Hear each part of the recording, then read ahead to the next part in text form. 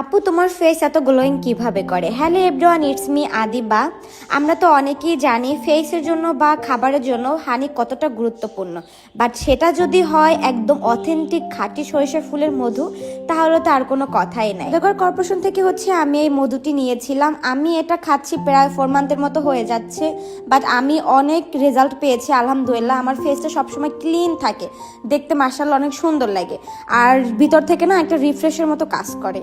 তো আপনারা যারা উইন্টারে এরকম একটা খাঁটি সরিষা ফুলের মধুর সন্ধান খুঁজছিলেন, তারা কিন্তু সওদাগর কর্পোরেশন থেকে নিতে পারেন। কজ এখন কিন্তু অনেক অনেক ভেজাল আছে, যার ভিতরে কিন্তু সওদাগর কর্পোরেশনে শুধুমাত্র তারাই আমাদেরকে অথেন্টিক খাঁটি মধু দিচ্ছে। আর আমি কিন্তু এটা সকালবেলা ঘুম থেকে উঠে সবসময় রেগুলার খেয়ে থাকি। পানির সাথে 1 চামচ এই যে হানিটা দিয়ে থাকি, মাস্টার হানি। আমি মনে করি প্রত্যেকটা মানুষের লাইফে হানি খুবই দরকার, আর সেটা যদি খাঁটি সরিষা ফুলের হানি হয় তাহলে তার কোনো কথা নাই। আপনারা একবার হলো ট্রাই করবেন। সবাই ভালো থাকবেন, টাটা।